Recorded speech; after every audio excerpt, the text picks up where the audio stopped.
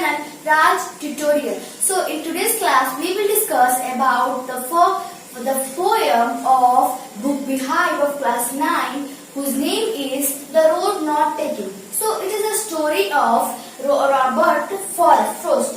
So before starting I want to tell you that I will try to understand you in a very simple language that you can understand. So before starting the paragraph, I want to introduce you to the author. So the author is Robert Frost. So अब हमारे आ गए हैं हमारी biography Robert Frost की. तो friend ये है Robert Frost. Okay, सो इनकी सभी पहले जान लेते हैं हम लोग. सो born on 26 मार्च, इनका जो जन्म हुआ 26 मार्च 1874 को सैन फ्रांसिस्को यूएस में कैलिफोर्निया में हुआ था.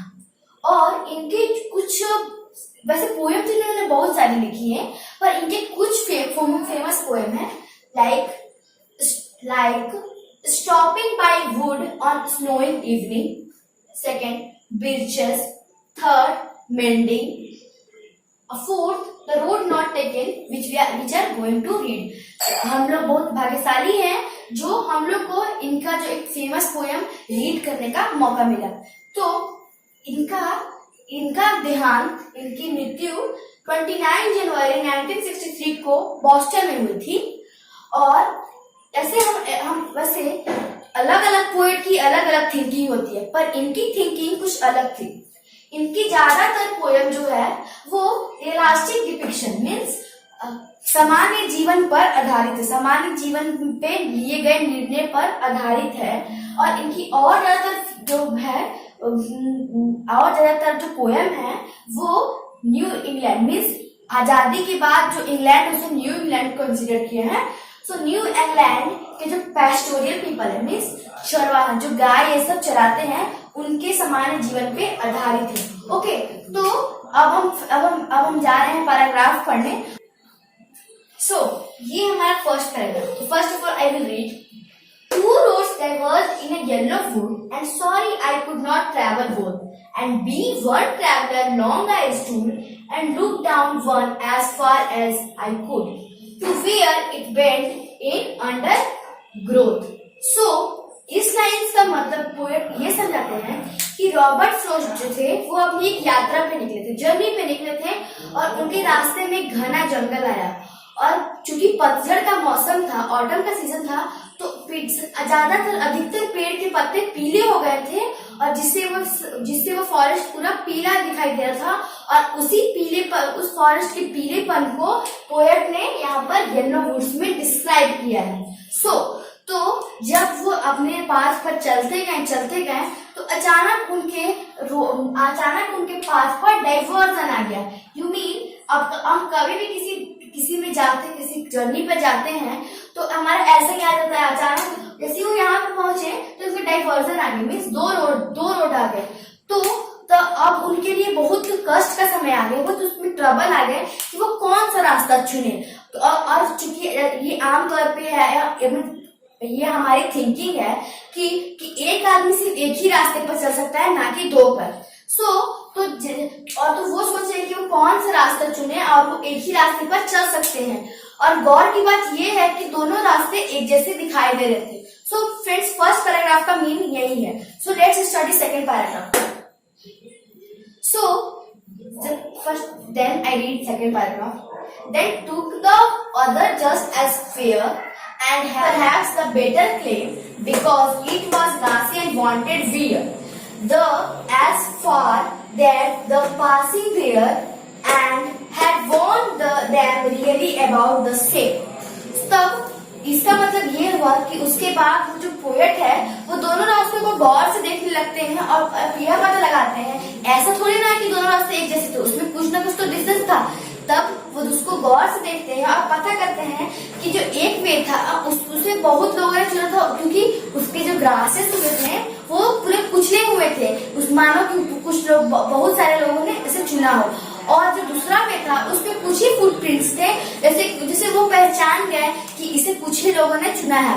और जैसे कि देख सकते हैं कि अगर कोई ग्रासेस लॉन्ग है और उसमें कुछ चढ़ता है तो वो पूरा क्रश हो जाता है, पूरा कुचल जाता है, तो वैसे ही उनका वे हो गया। तब वो सोचे कि मैं वैसी वे को चुनूंगा जो बहुत कम लोगों ने चुना है। तब इस पैराग्राफ का मतलब यही हुआ कि वो वे चुनना चाहते हैं जिसे बहुत कम लोगों ने चुना। तो let's study second paragraph. So this is third paragraph, which means and both that morning equally lay and in leave no. So this is third paragraph. And both that morning equally lay in leaves no step had trodden black. Oh, I kept the first for another day, yet knowing how well leads to on to way, I doubted if I should come even back. So poet इस line में यह समझाना चाहते हैं कि last में वो यह डिसीजन में पहुंचते हैं कि वो दूसरे वाले रास्ते को चुनेंगे और जो पहले वाले रास्ते को वो किसी और दिन ट्रैवल करेंगे। तब वो डाउट में पड़ जाते हैं कि क्या वो कभी अगर हम इस रास्ते को चुनेंगे तो क्या हम कभी अब वापस आ पाएंगे, can I ever come back. तो फिर उन्हें यह भी पता था कि जो जंगल के जो रास्ते वो भूल भुलैया की तरह होते हैं, क्या पता ये रास्ते आपस जाकर के मिल जाए। तब इसका हमारे लाइफ में यह असर है कि हम कभी भी अपनी लाइफ में डिसीजन करते, चॉइस करते हैं, तो हमें यह भी नहीं, हमें खुद नहीं पता होता है कि हमने जो चॉइस लिया, डिसीजन किया है, ये हमारे लिए, हमारे फ्यूचर के लिए राइट है कि नहीं। तो ये हुआ थर्ड पैराग्राफ का meaning. So let's study fourth paragraph and last paragraph. So this is the fourth and last paragraph. I shall be telling this with a sigh. Somewhere ages and ages hence, two roads diverged in a wood, and I took the one less traveled by. And what has made all the difference? So इस paragraph से यह बताना चाहते हैं, वो बता रहे हैं कि जो उन्होंने जो डिसीजन लिया, जो उन्होंने साधारण वाले रास्ते को छोड़कर जो कठिन वाला कदम था उसे उठाया, उसे वो अपने फ्यूचर, उसे वो अपने भविष्य के ध्यान रखते हुए किया, क्योंकि जो उन्होंने ये जो रास्ता चुना था ये बहुत आसान नहीं था, ये बहुत आसान बिल्कुल नहीं था, बल्कि वो और हार्ड था। पर उन्होंने तो फिर यह किया, तो फिर जब भी वो अपने इस डिसीजन के बारे में सोचते थे तब वो एक्साइटेड रहते थे और थिंक करने लगते थे कि मैंने जो अपने स्टडी में, अपने जो इस लाइफ में मैंने जो मैं हार्ड वाले रास्ते को चुना, ना कि इजी वाले रास्ते को। तो तब वो लास्ट में सोचते हैं कि आखिर जो मैंने अपने जीवन में बड़ा कदम उठाया उसकी वजह से ही आज मेरा इस दुनिया में नाम है। मीन्स उनका इस डिसीजन के वजह से ही उनका इस वर्ल्ड में नेम एंड फेम है। सो गाइस, इस वीडियो से हमें यह सीख मिलती है कि हमें जो भी डिसीजन लेना चाहिए उसे हमें बार बार सोचना चाहिए कि क्या इसके डिसीजन हमें हमारे भविष्य में मदद करेगा या उल्टा हमें नुकसान देगा। इस वीडियो का यह मतलब है, और अगर आपको ये वीडियो पसंद आया तो उसे सब्सक्राइब और लाइक करना नहीं भूलें। Thank you.